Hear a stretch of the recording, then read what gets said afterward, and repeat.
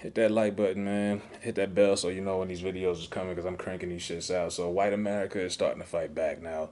When I go on and I tell you the difference between Black Lives Matter, the movement, and the brand, the LLC, because the movement, we don't have the money and the power to get things like this happening. You're seeing everybody's donating money all of a sudden. All these companies, they cancel cops yesterday. They canceled Live PD. Live PD wasn't actually a bad show. And don't sit here and act like Cops wasn't lit back in the 90s. Everybody was watching that on Fox. But, they're just buttering us up and giving everybody what they want on the surface, all while nothing's really changing as far as laws.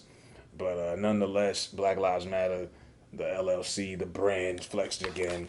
And a few of their race car drivers are standing up and saying that they're going to start kneeling and they're going to start paying homage and donating, all that shit. So not all of the NASCAR drivers are pleased. So this race car driver for NASCAR, and I never really been in NASCAR. Stereotype wise, it's kind of like a white thing. I like race driving, drag racing. I used to go to NHRA drag shows with my pops growing up all the time. Real drag racing. Not a bunch of people riding around a fucking circle all day till they get dizzy. But Ray Ciccarelli, that's what it looks like his name is. Ciccarelli. Looks like he's kind of Italianish. He basically said he's going to retire from NASCAR. Now, this guy's never won a race, but his wife put out a statement on Facebook saying it's been a fun ride and a dream come true, but if this is the direction NASCAR is headed, we will not participate after 2020. I don't believe in kneeling during the anthem, nor people taking people's right to fly with the flag that they love and believe in. I could care less about the Confederate flag, but there are people that do, and it doesn't make them racist. All you're doing is fucking catering to one group. I ain't spent the money that we did so we could participate in any political bullshit. That is what his wife says. Now, after 18 races, her husband never came close. He came into the top 10 once. So they're saying the direction that they're heading in, they're just not participating. This is real white America speaking now. Now they feel like, oh, well, yeah, too much is being catered toward the black folks. Well, how do you think black people feel? For 400 years, everything was catered to you. And I'll play you a clip from Travis Clay. He's a analyst or a sports reporter for Fox, and he went on some show yesterday and was like, "Oh, I'm so sick of all of this stuff. I watch sports so I can escape reality in the news, and even in sports, you can't get away from it." Well, we can't get away from our reality either, Travis. No matter what, whether we watching sports, news, television, you just sitting in your house. We can't escape our reality either. So join the fucking club. I seen a video where this white lady called a black girl a nigga, drove to the police station, and broke down in tears. I'm so sick of this. What are we gonna do? I'm sorry, we can't. The white people are fucking panicking right now. And she was like, "You called me a nigga," and she says, "Well, you guys say it all the time. Why can't we say it?" I'm like, oh god, this man.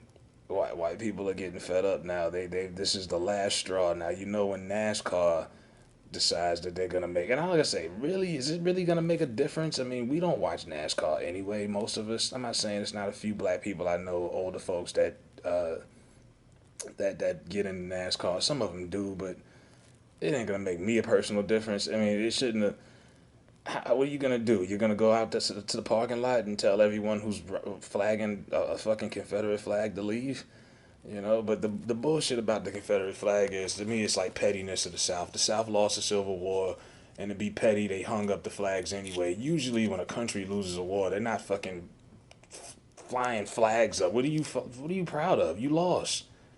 They lost the fucking war. Then they gave you 100 years of Jim Crow and segregation and lynching and all of that other shit.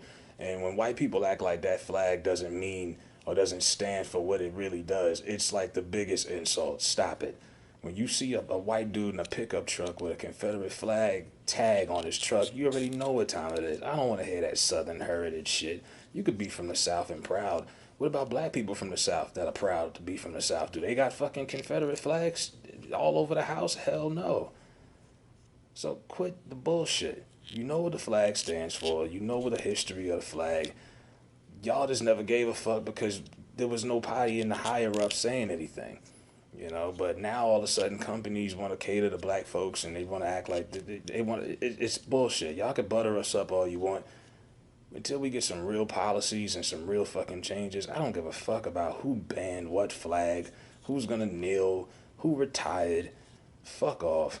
You know what I mean? Like, just get to the meat and potatoes. You know, all of this other shit doesn't mean anything. Black folks, a lot of us wasn't watching NASCAR to fucking begin with anyway. I don't even know who the fuck this guy is, Ray Ciccarelli. But apparently he's angry and he just quit.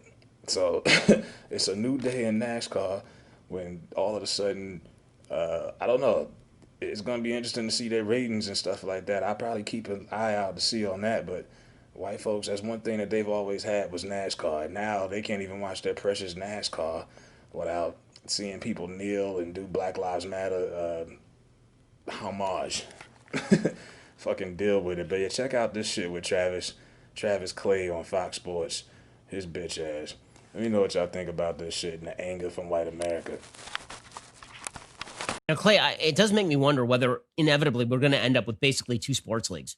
Whether at some point people are just going to want a sports league that does not allow this sort of stuff to impede the play or get on the field, and people are just going to view that. Because I got to say, like, I've been fairly tolerant of this stuff in terms of watching sports my entire life. There are only a couple of times where I've really turned off the TV. One was, when it came to Sports Illustrated, I was a lifelong subscriber to Sports Illustrated. My parents gave it to me for my bar mitzvah. I had Sports Illustrated subscription for like another 10, 12 years. I used to keep the old issues in a box. I mean, that's how much I enjoyed it. And then when they decided, it's important for us to feature Caitlyn Jenner on the cover, when Bruce Jenner had not been an actual athlete for 3 decades.